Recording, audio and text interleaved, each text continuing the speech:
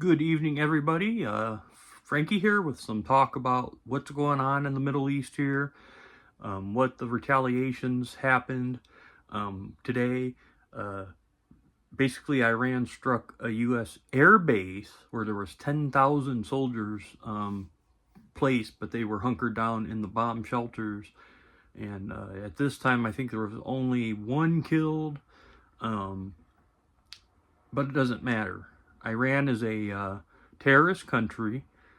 They have not agreed to the ceasefire that Trump gave on the table there. He said, you have the option to do a ceasefire now. And as soon as Trump said that, they came back and said, no, we're not going to do that. We're just going to continue what we're doing and continue bombarding Israel.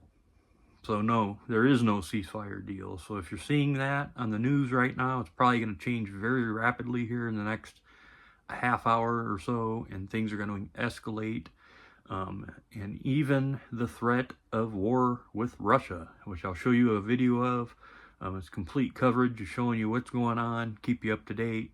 And I'd love for everybody to like and subscribe to this channel so that you can spread this. The YouTube algorithm helps spread out to more people and let people know what's going on. This is the latest news and updates for you. So we are walking into World War III, there's no doubt about it. And because of Iran not wanting to comply in any way, shape, or form, that's an issue, but at least we destroyed. We obliterated their nuclear sites, obliterated them. So they don't have a chance of making a nuclear weapon anytime soon now. Because they would have used it against us if they would have, with an intercontinental ballistic missile. And that's what they're shooting off now, not with nuclear warheads, but they're just regular missiles. They're ballistic missiles. So they shoot them up and they come down on Israel. And most of those are able to be intercepted by the Iron Dome, but there's about 2% of them that aren't, 2 to 3% that don't get caught, and they end up bombing an apartment and or a residential area or a hospital or something like that. That is a war crime. You cannot do that. That is terrorism, and that is one of the reasons Trump decided to strike. So we'll see what happens next here, but keep up to date, and I'll be back on here in the next, well, really, I don't know. As news happens, as news breaks, I'll be back on here to update you. But for now, that's all I have.